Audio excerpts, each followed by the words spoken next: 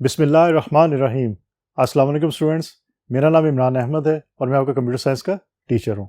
Students, आज का जो हमारा लेक्चर है हमारी बुक के चैप्टर नंबर 9 से लिया गया है। और स्टूडेंट्स, आज के लेक्चर के अंदर हम ये देखेंगे कि हमारे पास स्प्रेडशीट सॉफ्टवेयर के अंदर दो पावरफुल फीचर्स मौजूद हैं। स्टूडेंट्स, एक का नाम है फार्मूला और दूसरे का नाम है फंक्शन।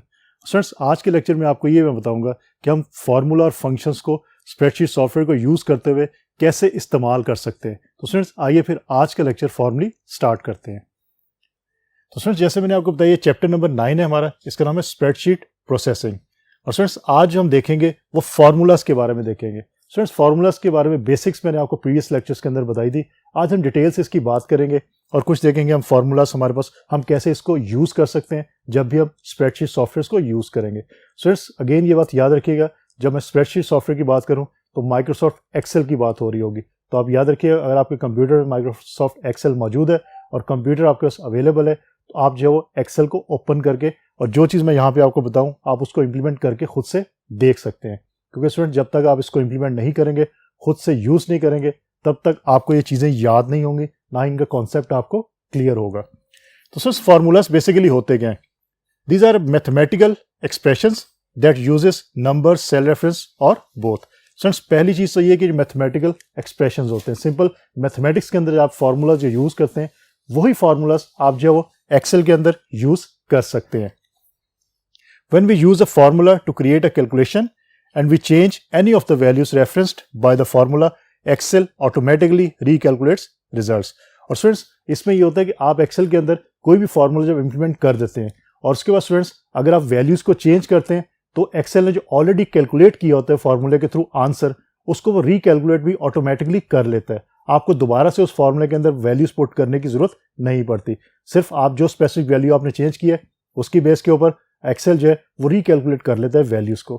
स्टूडेंट्स, उसके साथ हमारे पास जो कुछ ऑपरेटर्स और उनकी डिस्क्रिप्शन यहाँ पे मैंने मेंशन की है, जो ऑपरेटर्स हम यूज कर सकते हैं जब हम फार्मूला को यूज करते हैं एक्सेल के अंदर। उसमें आपका ये प्लस का ऑपरेटर है, एडिशन के लिए यूज होता है। अगर आपने वैल्यूज को ऐड करना है आपस में तो आप इसको यूज कर सकते हैं। अगर आपको माइनस का या सब्ट्रैक्शन का जो है, या अगर आपने वैल्यूज को माइनस करना है, किसी एक वैल्यू को दूसरी वैल्यू से माइनस करना है, तो आप इस ऑपरेटर को यूज कर सकते हैं, सब्ट्रैक्शन के ऑपरेटर को। मल्टीप्लिकेशन का ऑपरेटर आपके पास मौजूद है।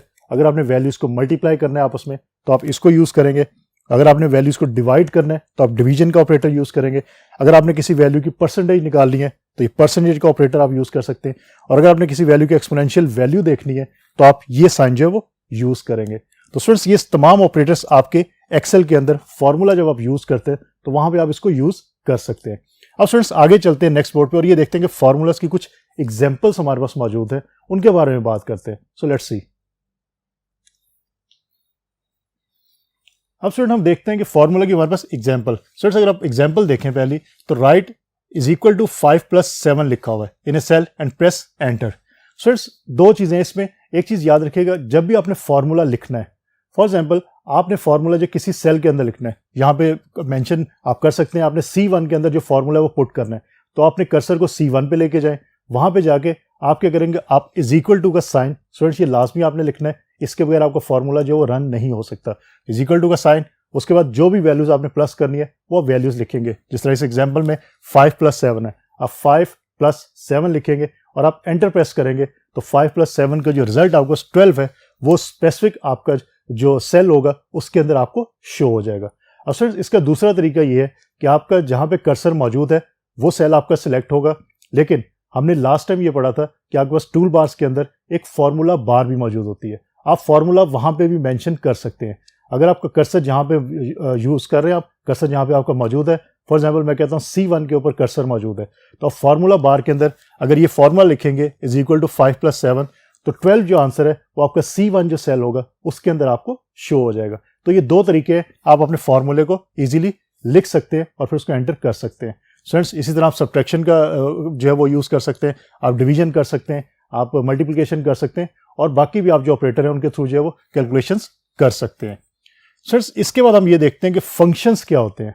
स्टूडेंट्स, ये बहुत इंपॉर्टेंट चीज़ है कि फार्मूला और फंक्शन, इस लेक्चर के एंड में आपको मैं बताऊंगा कि दोनों में डिफरेंस क्या है। आपके एग्जाम पॉइंट ऑफ व्यू से ये बहुत ज़्यादा इंपॉर्टेंट है और इनफैक्ट आपके इस चैप्टर के अंदर सबसे ज़्यादा इंपॉर्टेंट ही आपके फार्मूला और फंक्शंस हैं, क्योंकि एक्सेल के अंदर हम सबसे ज़्यादा यूज़ करते हैं वो फार्मूला और फंक्शंस को ही यूज़ करते हैं।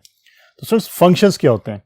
Functions are predefined formulas. Students पहली चीज तो ये याद रखिएगा कि फंक्शंस आपके प्री डिफाइंड फार्मूलाज ही होते हैं, ऑलरेडी इनको डिफाइन कर दिया जाता है किसी यूनिक नाम के साथ। इसमें आपको जो जिस तरह 5 + 7 लिख रहे हैं इस तरह लिखने की आपको जरूरत नहीं पड़ती। आप सिर्फ फार्मूलाज के जो प्री डिफाइंड नेम होते हैं वो आपने दिए होते हैं उनको, उन्हीं को आप यूज कर लेते हैं। अभी अब इसकी एग्जांपल आपको बताऊंगा तो आपको ये चीज क्लियर हो जाएगी।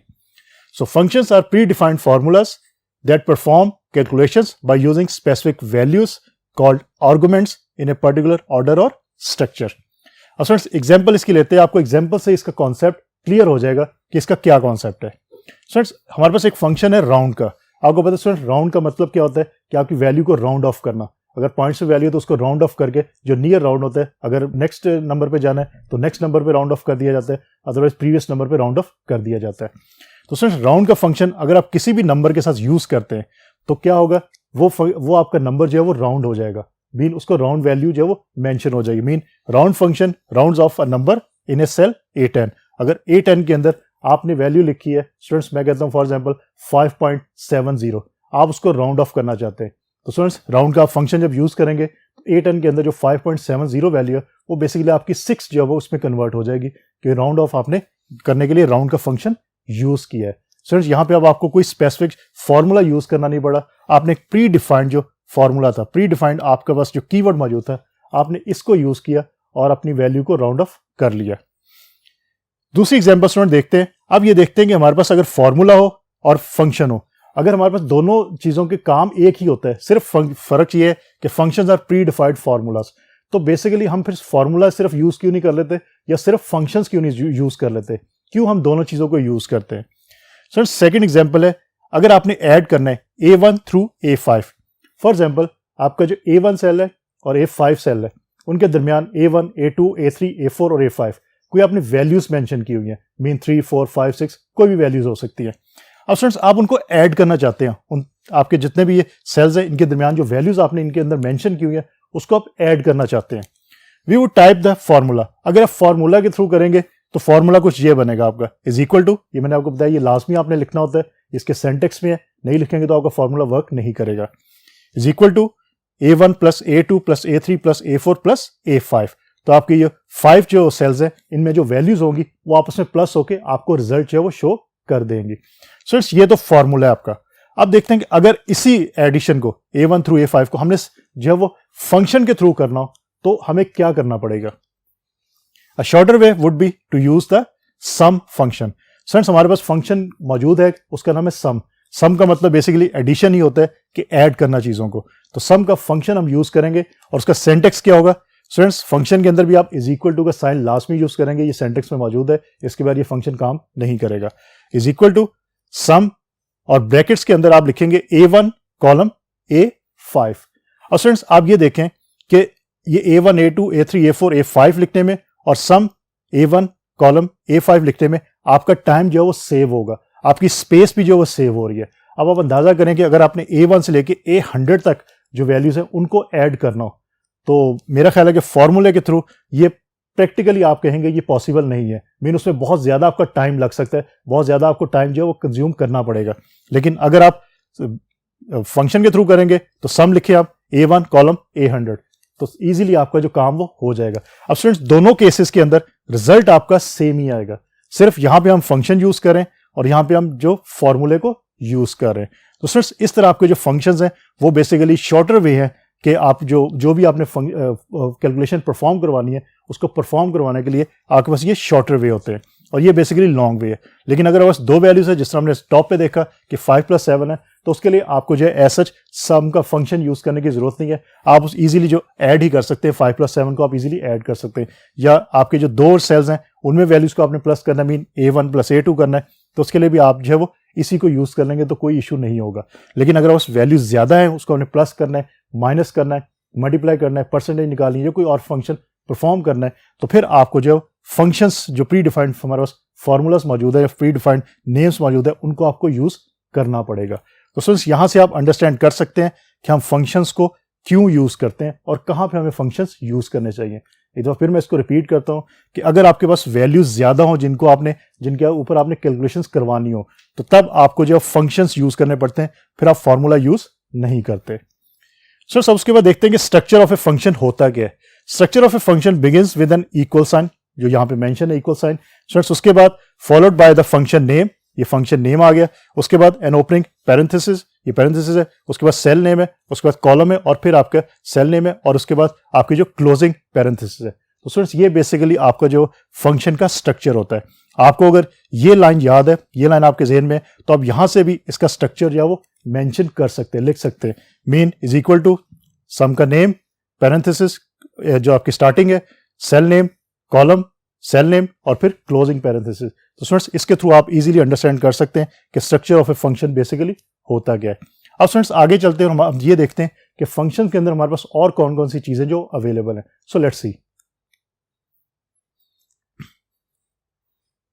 स्टूडेंट्स अगर आप लोगों ने ये चेक करना हो कि माइक्रोसॉफ्ट एक्सेल के अंदर आपके पास कौन कौन से फंक्शंस अवेलेबल हैं, तो स्टूडेंट्स हमारे पास शॉर्टकट की एक मौजूद है।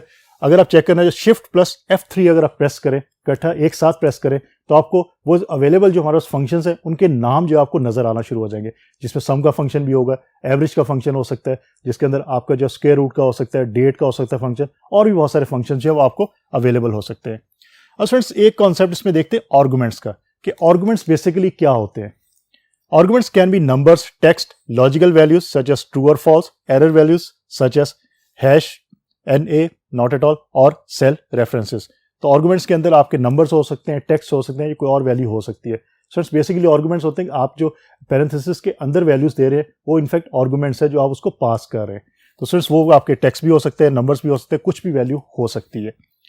सर सम कॉमन फंक्शन यहाँ पे मैंने मेंशन किए, लेकिन अगर आपने डिटेल देखनी है तो आप शिफ्ट F3 प्रेस करें तो आपको डिटेल नजर आ जाएगी कौन कौन से फंक्शन हमारे पास अवेलेबल होते हैं एक्सेल के अंदर।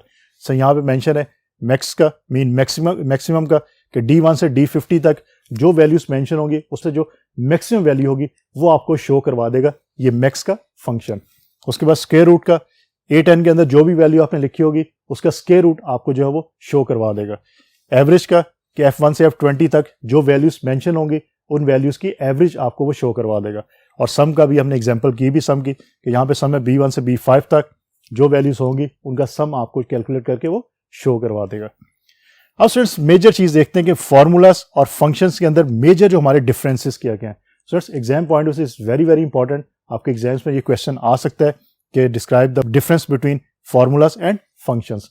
तो सिंपल कॉन्सेप्ट ज़हन में रखें, क्रिएटेड बाय यूजर्स, फार्मूला को यूजर्स खुद बनाते हैं, खुद क्रिएट करते हैं। मीन प्लस का ऑपरेटर यूज करके, माइनस का ऑपरेटर यूज करके, मल्टीप्लिकेशन का ऑपरेटर यूज करके, परसेंटेज का ऑपरेटर यूज करके एंड एक्सेट्रा एक्सेट्रा।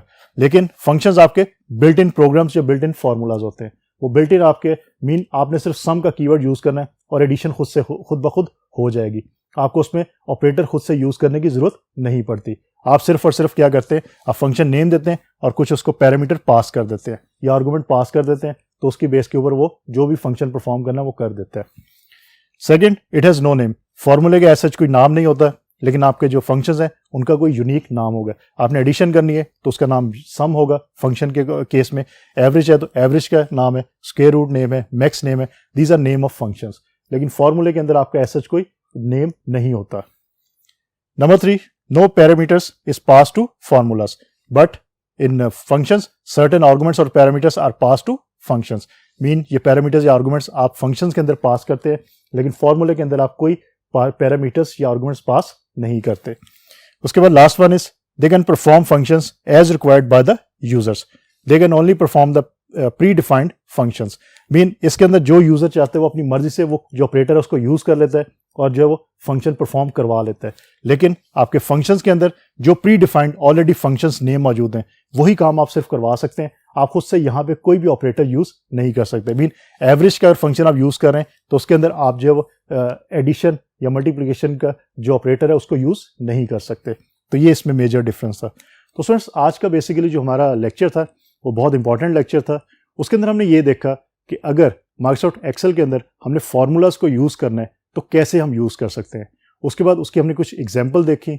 उसके बाद ये देखा कि अगर फंक्शंस को हम यूज करते हैं तो फंक्शंस को हम कैसे यूज कर सकते हैं। फिर हमने एग्जाम्पल देखी कि फंक्शंस को कहाँ पे यूज किया जा सकता है और फॉर्मूलाज को कहाँ पे यूज किया जाता है। बेसिकली अगर आपने कम वैल्यूज को या दो वैल्यूज को आपने जो वो ऐड करवाना हो, मल्टीप्लाई करवाना हो या 2 वैल्यूज़ पे आपने कोई फंक्शन परफॉर्म करवाना हो तो हम फार्मूले को प्रेफर करते हैं, उसको यूज़ करते हैं। लेकिन अगर आपने बहुत ज़्यादा जो सेल्स है उनकी वैल्यूज़ को आपने ऐड करना है, मल्टीप्लाई करना है या कोई और फंक्शन उस पर परफॉर्म करवाना है तो फिर हम जो है वो फंक्शंस को यूज़ करते हैं। स्टूडेंट्स उसके बाद हमने देखा कि फंक्शन नेम आप कैसे देख सकते हैं, फिर हमने कुछ जो कॉमन फंक्शन नेम थे उनकी बात की, और एंड के अंदर हमने ये बात की कि हमारे जो फंक्शंस हैं और फार्मूलाज हैं उनमें मेजर डिफरेंसेस क्या होते हैं। स्टूडेंट्स इन चीज़ों को याद रखिएगा, आपके एग्जाम पॉइंट ऑफ व्यू से ये लेक्चर बहुत ज़्यादा इंपॉर्टेंट है, इसलिए इसको अच्छी तरह समझिएगा और याद रखिएगा। तो स्टूडेंट्स होपफुली आज का लेक्चर आपको अच्छी तरह समझ आया होगा। इंशाल्लाह अगली दफ़ा नए लेक्चर के साथ दोबारा मुलाकात होगी, तब तक के लिए अल्लाह हाफिज़।